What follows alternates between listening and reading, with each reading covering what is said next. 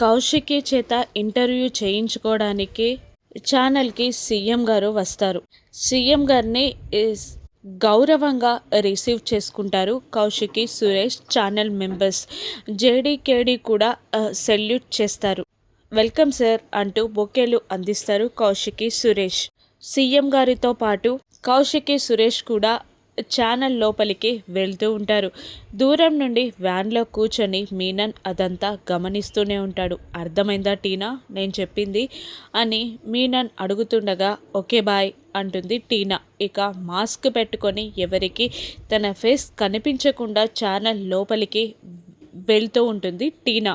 వెళ్తున్న టీనాని జేడి ఆపేసి ఆగండి, ఎవరు మీరు అని అంటూ ఉండగా వివరాలు చెప్తుంది టీనా.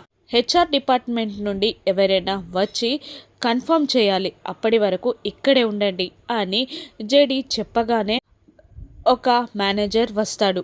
ఆ మేనేజర్ని మీనన్ భయపెడతాడు. ఆ మేనేజర్ భార్య కూతుర్ని కిడ్నాప్ చేసి వీడియో కాల్ చేసి బెదిరించి నేను చెప్పినట్టు నా మనిషిని ఛానల్ లోపలికి తీసుకెళ్ళకపోతే నీ భార్య కూతుర్ని చంపేస్తానని మీనన్ బెదిరించడంతో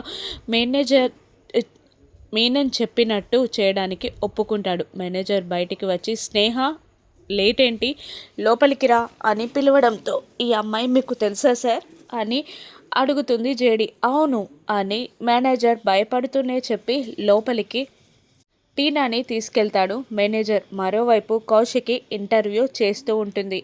ఇక అంతా లైవ్లో వెళ్తూ ఉంటుంది. టీనా అక్కడే నిలబడి అదంతా చూస్తూ కన్నింగా నవ్వుకుంటూ ఉంటుంది. జేడి ఏం జరుగుతుందా అని ఆలోచిస్తూ ఉంటుంది.